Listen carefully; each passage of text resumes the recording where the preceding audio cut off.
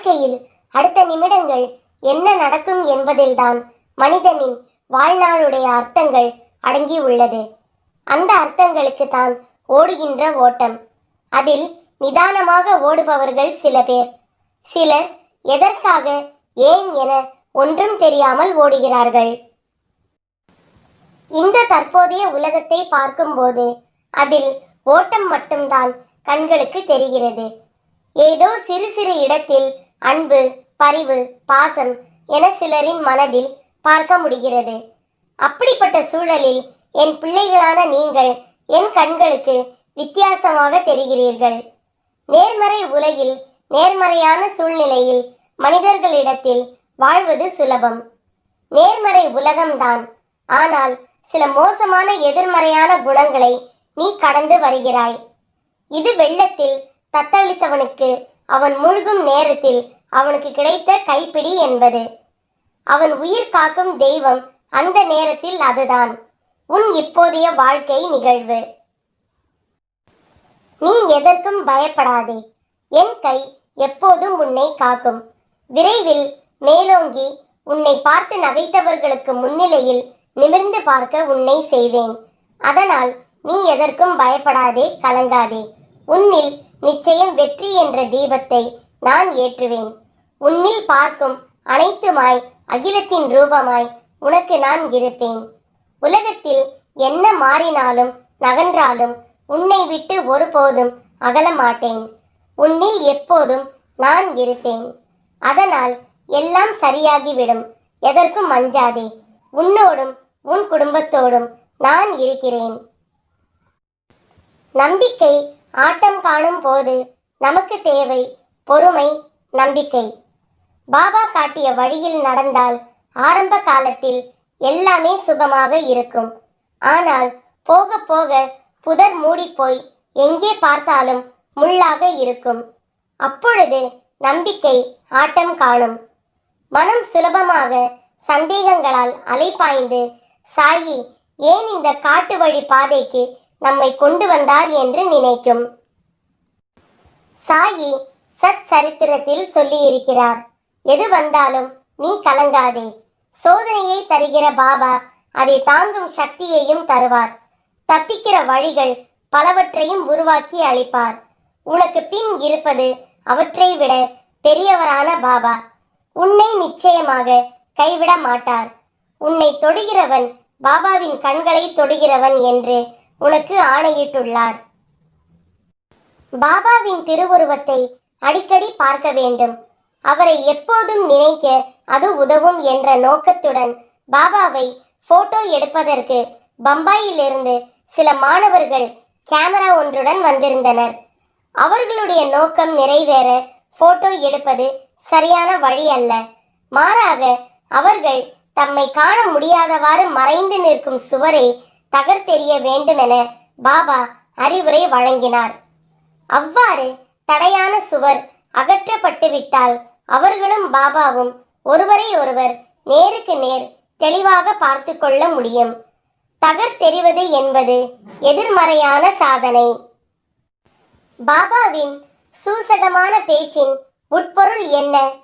அந்த வாலிபர்கள் தாங்கள் என்பது தங்கள் உடல்கள் தான் என கருதியது போல் பாபா என்பதும் பாபாவின் சரீரம்தான் என கருதினர்.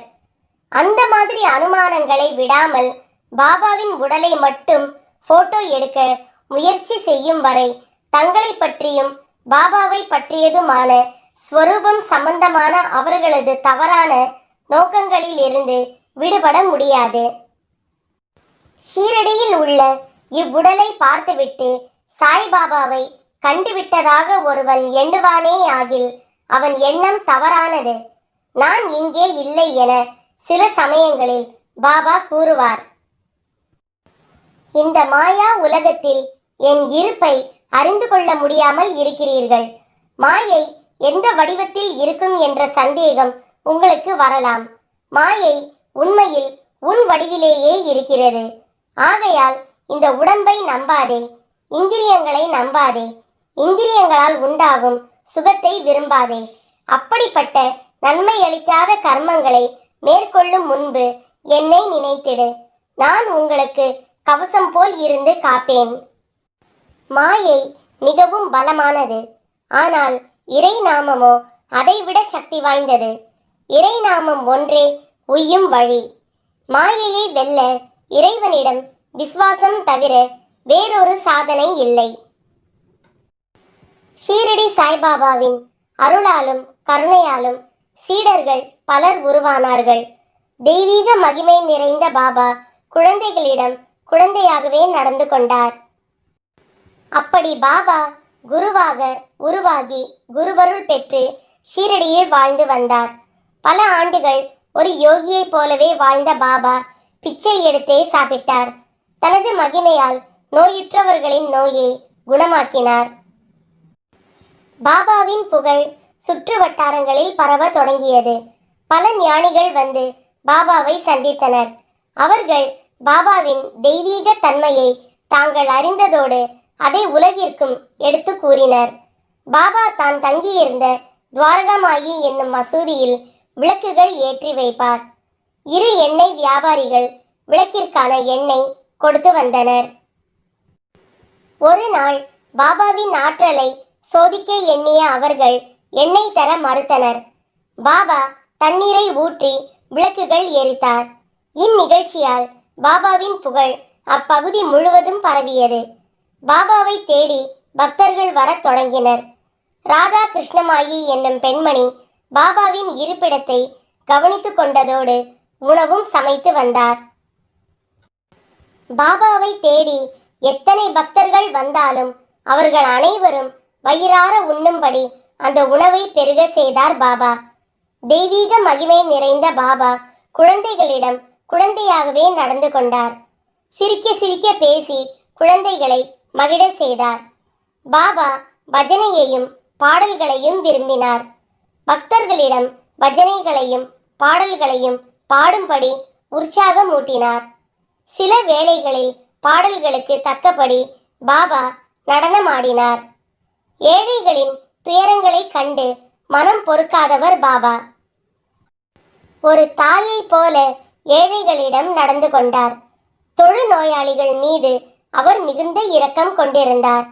அவர்களது உடலில் உள்ள புண்களை தன் கையாலேயே கழுவி அவர்களுக்கு மருத்துவம் செய்தார். பாபா சாஸ்திரங்களையும் ஐயமற கற்று உணர்ந்திருந்தார். பகவத்கீதை, குரான் போன்றவற்றின் ஸ்லோகங்களுக்கு மிக அற்புதமான விளக்கங்கள் அளித்து பண்டிதர்களை கூட வியப்படைய செய்தார். பாபா மதங்களை கடந்து நின்றார். துவாரகாமாயி மசூதியில் பாபா வீற்றிருந்தார். மக்கள் அவரை சாய் மகாராஜ் என்று போற்றி கொண்டாடினர். பாபா மக்களுக்கு கூறிய பொதுவான உபதேசம் நிஷ்டா, அதாவது நம்பிக்கை, சபூரி, அதாவது பொறுமை. இந்த இரண்டையும் கடைபிடிக்குமாறு பாபா பக்தர்களிடம் கூறி வந்தார். தன்னை நாடி வந்த நோயாளிகளுக்கெல்லாம் உதி விபூதியையே பிரசாதமாக தந்து அவர்களின் நோய்களை நீக்கியவர் பாபா. வாழ்வில் பொறுமையும் தன் மீது நம்பிக்கையும் கொண்ட அன்பர்களுக்கு அவர் எப்போதும் துணை நிற்கிறார். ஷீரடி பாபாவின் மசூதியின் நடுவில் அக்னிகுண்டம் எப்படி வந்தது? மசூதியின் நடுவில் அமைந்திருக்கும் அக்னிகுண்டமே துணி எனப்படுவது. ஒரு நாள் மசூதியில் பக்தர்கள் கூட்டம் நிரம்பி வழிந்தது. அப்பொழுது பாபாவுக்கு புகை பிடிக்க வேண்டும் என்று தோன்றியது. ஆனால் அங்கே நெருப்பு இல்லை. இதுதான் தக்க சமயம் என்று எண்ணிய மகள் சாபதி, தாஸ்கனு முதலிய பக்தர்கள் பாபா நெருப்புக்காக தினந்தோறும் அலைய வேண்டியதாக இருக்கிறது, இங்கேயே எப்பொழுதும் நெருப்பு கிடைக்கும்படி ஏற்பாடு செய்தால் நன்றாக இருக்கும் என்றனர். எப்பொழுதும் நெருப்பு என்று கேட்டு கேட்டு வியப்படைந்தவர் போல் பாபா தம் இருப்பிடத்திலிருந்து எழுந்து சென்று மசூதியின் மத்தியில் போய் நின்று தம் கையில் இருந்த குச்சியால் தரையில் தட்டினார். உடனே அந்த இடத்தில் நெருப்பு உண்டாகி எரிய தொடங்கியது. இந்த அற்புத செயலை கண்டு கூடியிருந்த பக்தர்கள் அனைவரும் வியப்பில் மூழ்கிவிட்டனர். அவர்களுடைய கண்களில் ஆனந்த கண்ணீர் பெருகியது. பாபா ஒரு அவதார நாயகர் என்பதை மீண்டும் உறுதிப்படுத்தி கொண்டனர். பாபா பக்தர்களை பார்த்து, நான் உண்டாக்கிய இந்த நெருப்பு என்றென்றும் அணையாமல் எரிந்து கொண்டே இருக்கும்.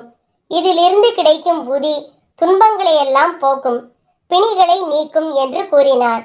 பின் மசூதியில் பணிபுரியும் அப்துல்லாவை அழைத்து, இந்த நெருப்பை அணைய விடக்கூடாது, அவ்வப்பொழுது விறகு கட்டைகளை போட்டு எரித்து கொண்டே இருக்க வேண்டும் என்றார். நாள்தோறும் தமக்கு பக்தர்கள் தட்சணையாக செலுத்தும் தொகையில் தான தர்மங்கள் செய்தது போக மீதி இருக்கும் தொகையில் பாபா அக்னி குண்டத்திற்காக விறகு கட்டைகளை வாங்கி விடுவார். அக்னி குண்டம் இல்லாத கோவில் எப்படி என் கோவிலாகும் என்று பாபாவே கேட்டதுண்டு. பாபாவின் எம்மதமும் சம்மதமே என்பதை விளக்குவதாய் உள்ளது அக்னி குண்டம். இந்துக்களுக்கும் பார்சிகளுக்கும் புனிதமானது அக்னி. கோவில்களுக்கு சென்றால் அக்னி குண்டத்தை வலம் வராத பக்தர்களே இல்லை எனலாம்.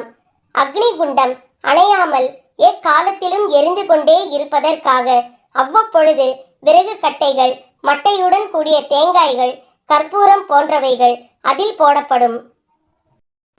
அவை எரிந்த பின் கிடைக்கும் சாம்பலை உதி என வழங்கப்படுகிறது. உதியின் மகிமையை விளக்கி சொல்வது எளிதல்ல. அது மனநோயை தீர்க்கும் மருந்து, உடல் நோயை தீர்க்கும் உயர்ந்த மருந்து. பாம்பு தீண்டினாலும் தேள் கொட்டினாலும் கடிவாயில் வைத்தால் நஞ்சை கக்க வைக்கும் நல்ல மருந்து.